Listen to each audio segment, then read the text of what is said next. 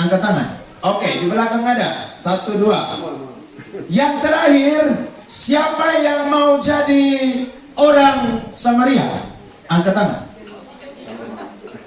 Terus yang sudah angkat tangan mau jadi orang apa?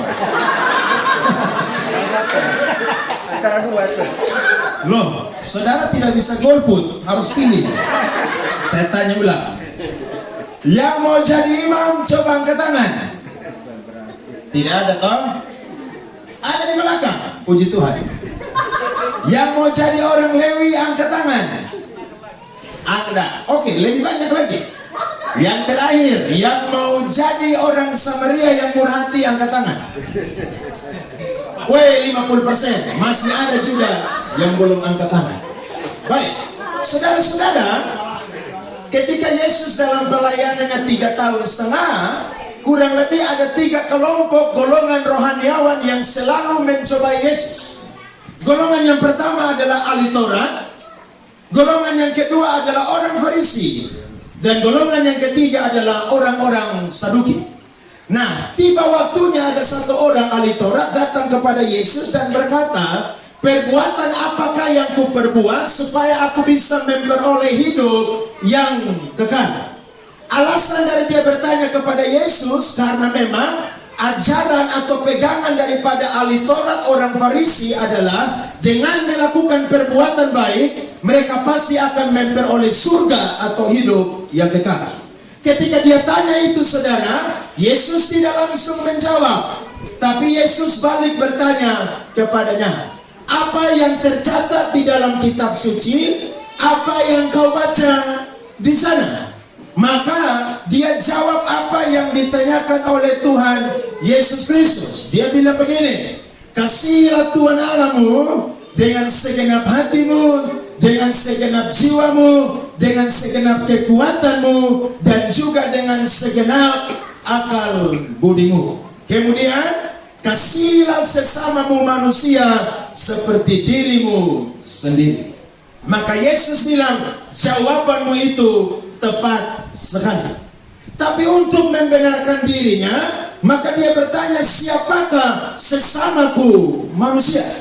Nah, saudara-saudara, pertanyaan ini, saudara, bukan menjebak Yesus, tapi justru Yesus punya pintu untuk masuk supaya bisa membongkar pikiran dari ahli Taurat ini, supaya dia mengerti bahwa mengasihi Tuhan dan mengasihi sesama bukan hanya sampai di perkataan, tapi harus sampai di perbuatan. Coba saudara lihat satu ayat, saya jelaskan kepada saudara. Yakobus pasal 2 ayat 14 sampai 17.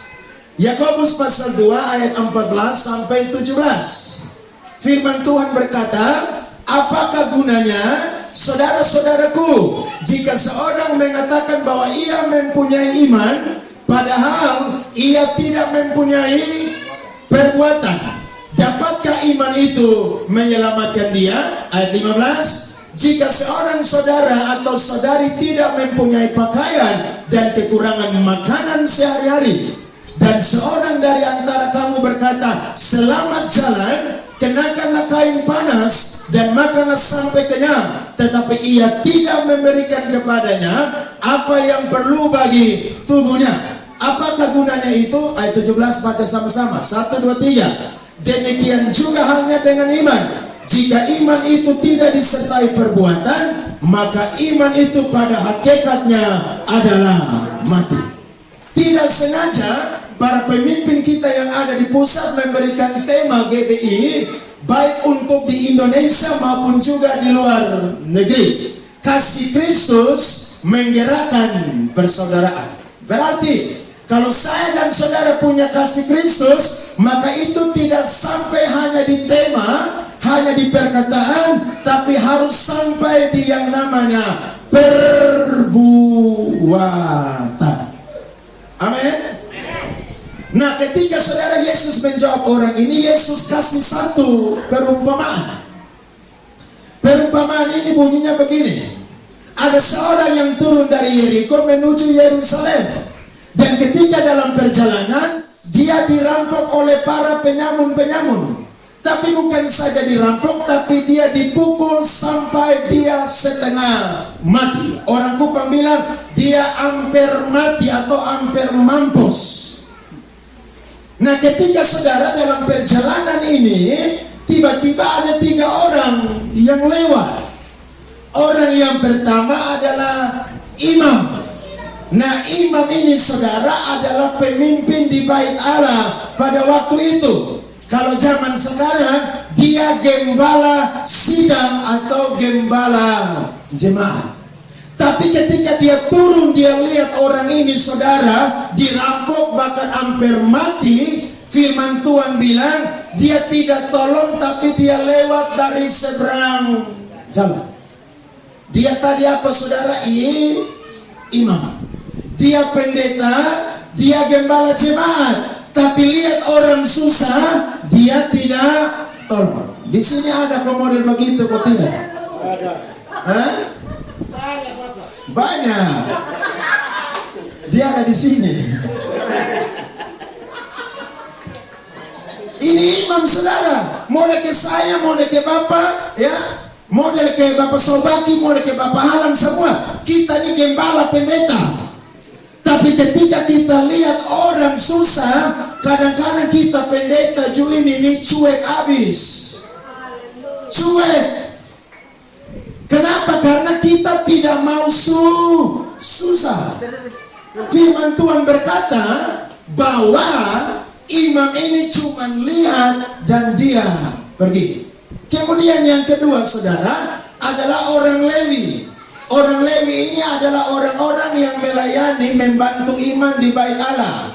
Kalau zaman sekarang WL, singers, pemain musik ya, pemain tamborin dan lain sebagainya.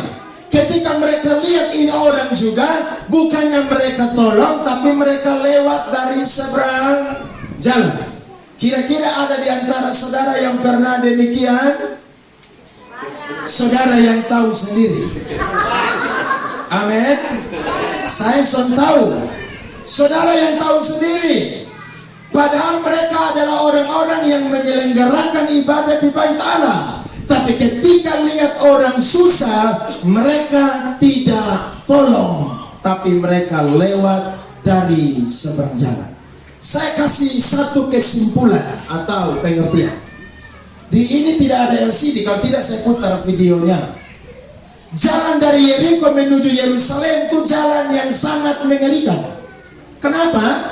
Karena itu jalan saudara turunan, kemudian curam saudara, dan di samping-sampingnya ada gua-gua. Di situ para penyamun bersembunyi.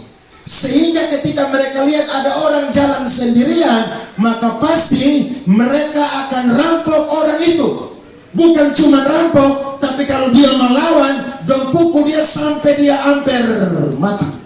Jadi kalau saudara coba seberangkan pikiran saudara ke konteks waktu itu, saya yakin saudara yang tidak angkat tangan tadi, saudara tidak mau jadi imam, saudara tidak mau jadi Lewi, dan juga saudara tidak mau jadi orang murah hati.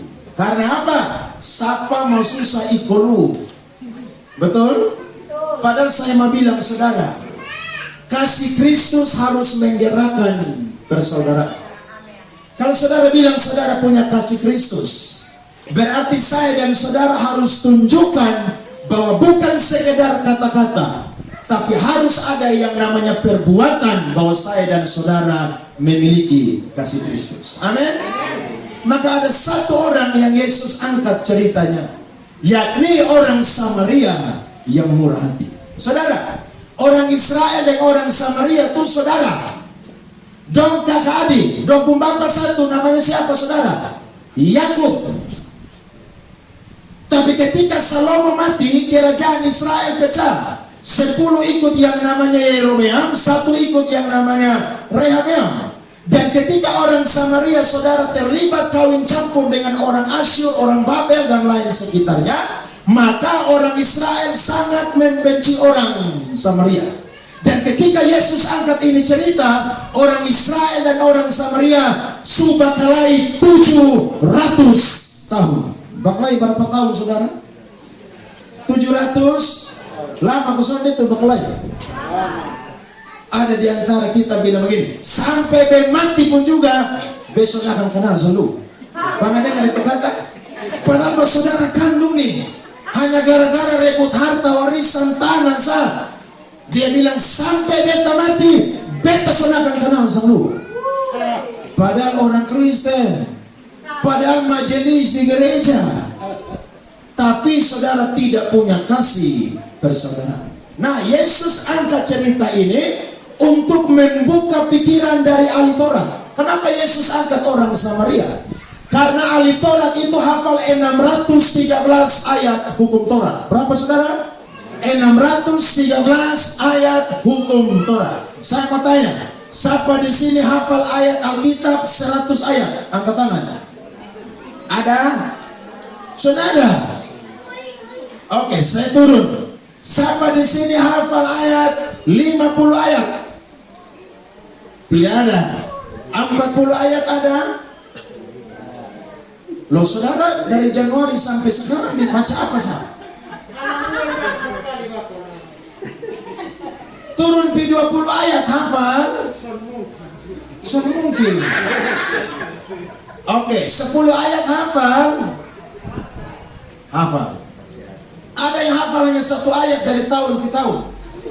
Yohanes 3 ayat 16. Itu juga lupa, kalau mau Natal baru suruh hafal ayat hafalan, baru dia hafal ulang.